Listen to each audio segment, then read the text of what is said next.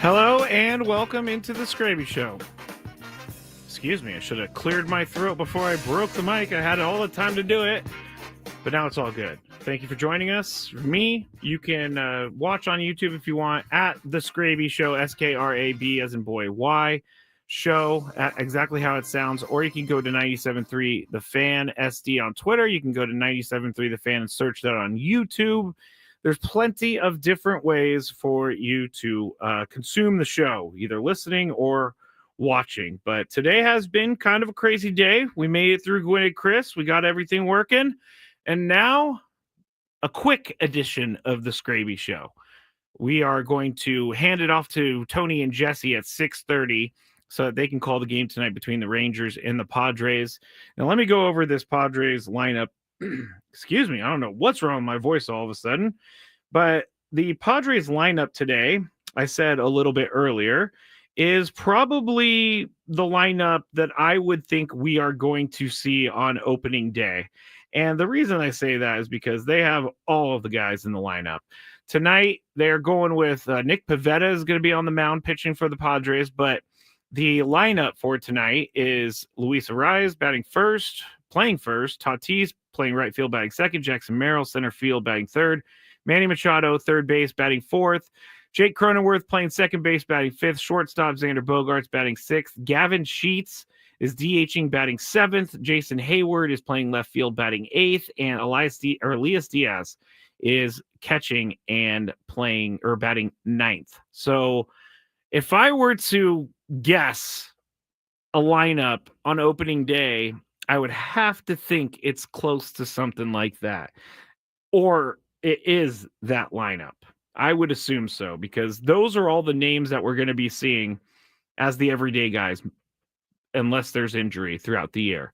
That's a strong lineup. Now, after you get done with, there is the back end of that lineup, now that I'm looking at it, is it's not inviting is the word that I would say. Inviting as in I'm not looking forward to the back half of the lineup, but I have to think Jake Cronenworth, and again, I've said this before many times, that I think he had a better year last year than people give him credit for.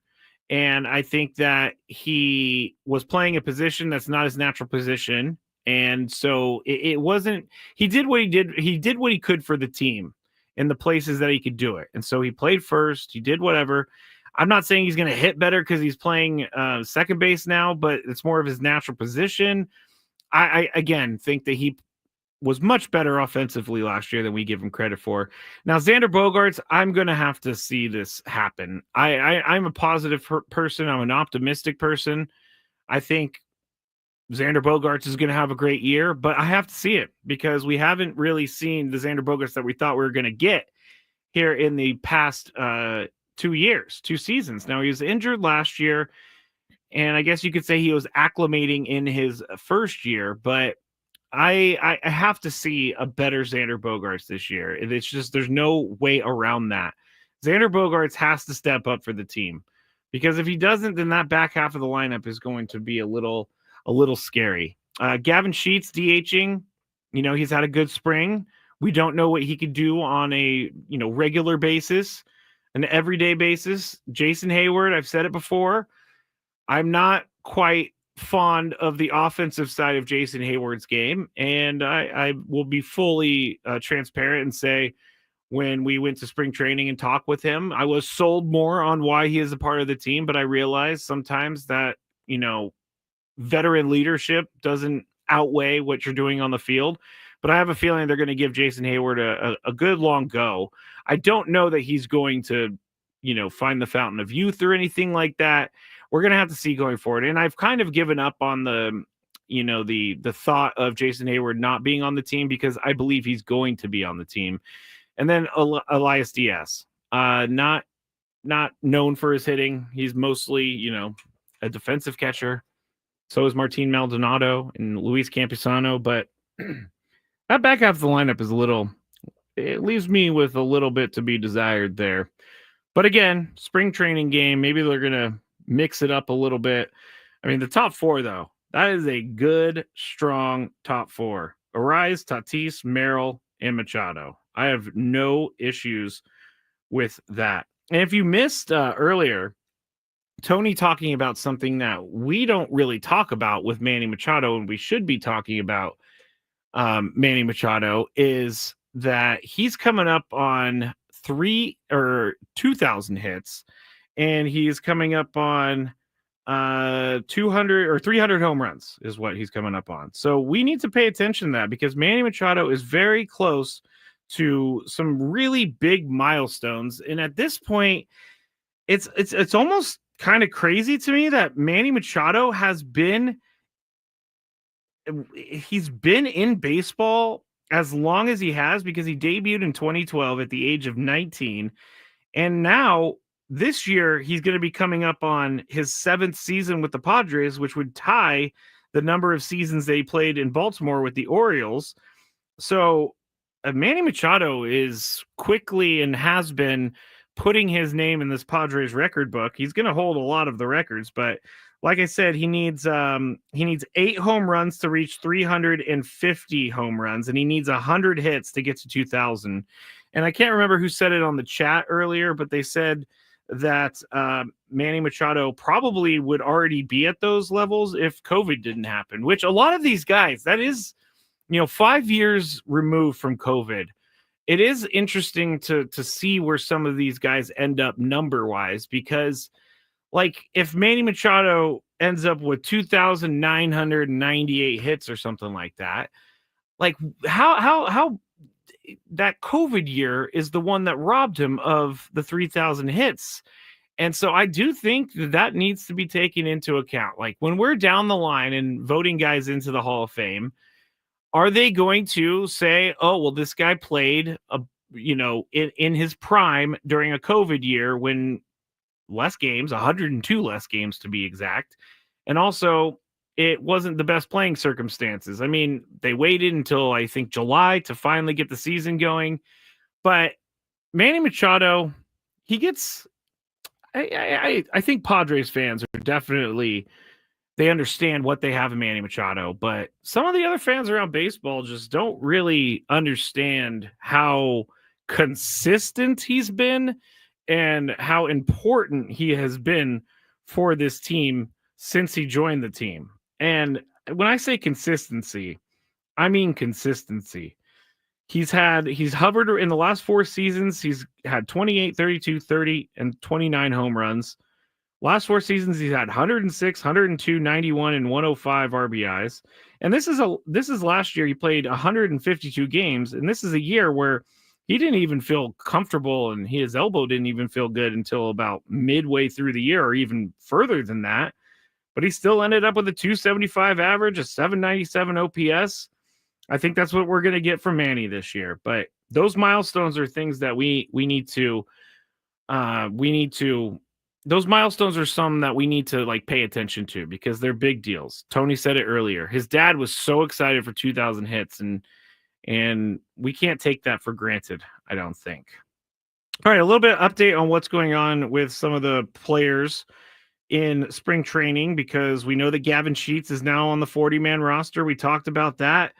We also have a couple updates. Sammy Lev out there in Peoria I'm going to put this video onto the YouTube stream so everybody can see it, but there was a little bit of catch being played by Brian Hoeing, and we know that he hasn't pitched all spring training. He's their long relief guy. He was very good for them last year.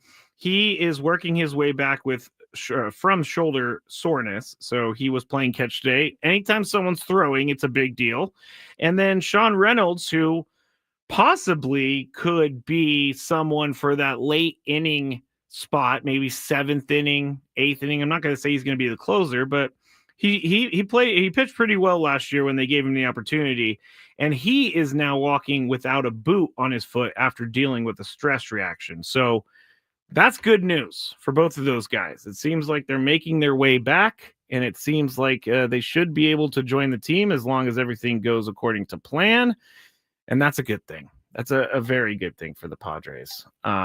You want to see all of their guys back. Brian Hoeing was more important than maybe even I realized last year, and he's under control for a few more years. So Brian Hoeing could be someone that we see quite a bit here with the Padres going forward.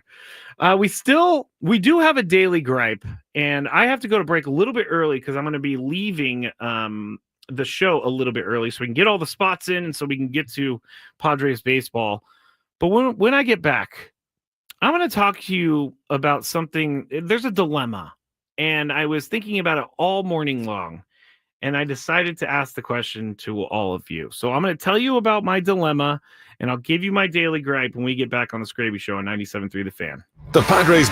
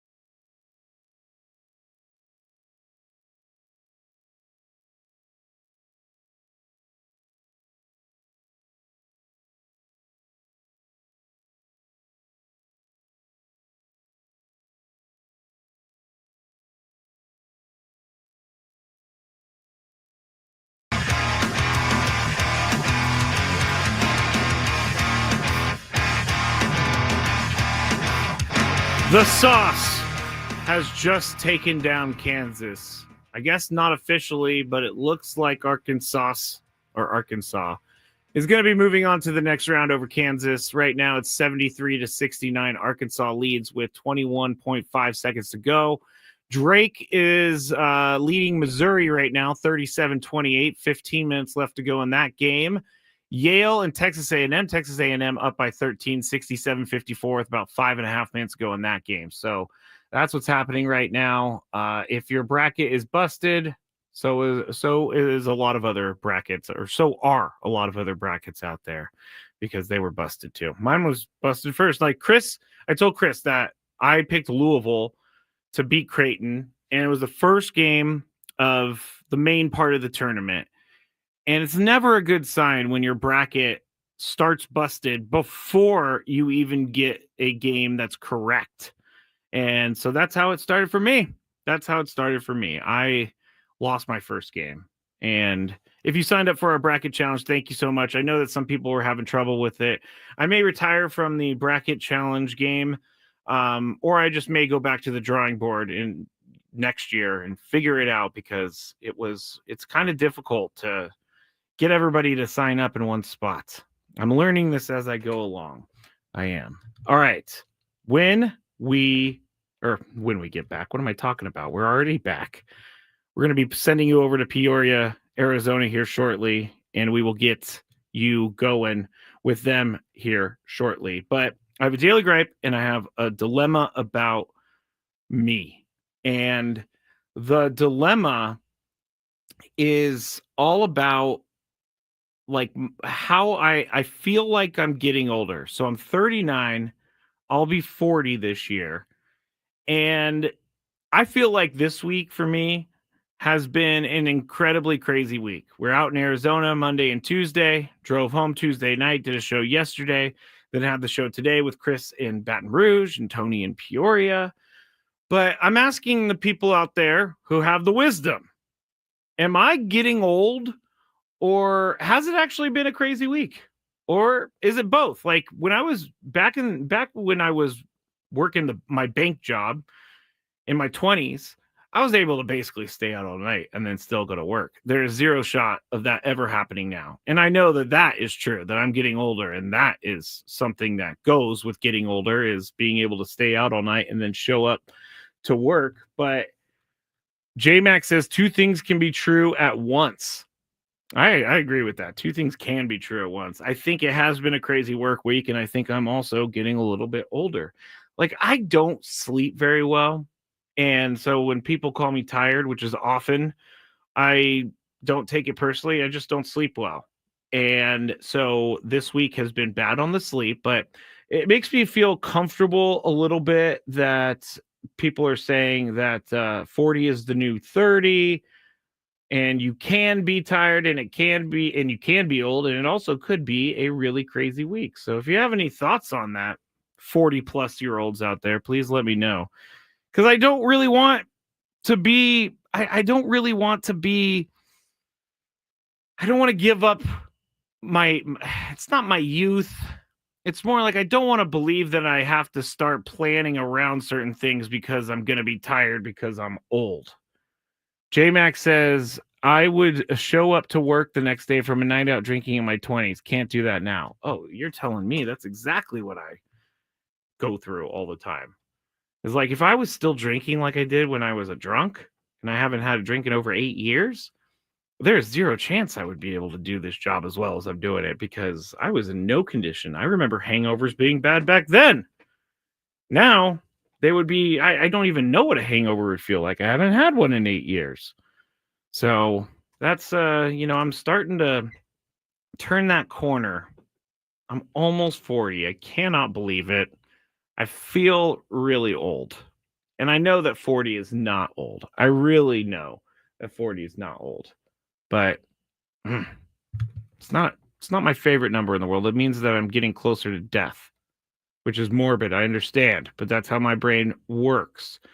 Reckoner says I turned 28 on the 14th, and I feel like I'm getting old. I know I'm not, but everyone feels that way, getting another year older. Mashuti says, you look young as heck. J-Mac, in all honesty, I thought you were in your early to mid-30s. Dominic, I'm hitting 50 in a few months. You're fine, Skraby. All right, I feel better about things. And with limited time, here we go. What's annoying Skraby today? Let's find out. It's time for the Daily Gripe.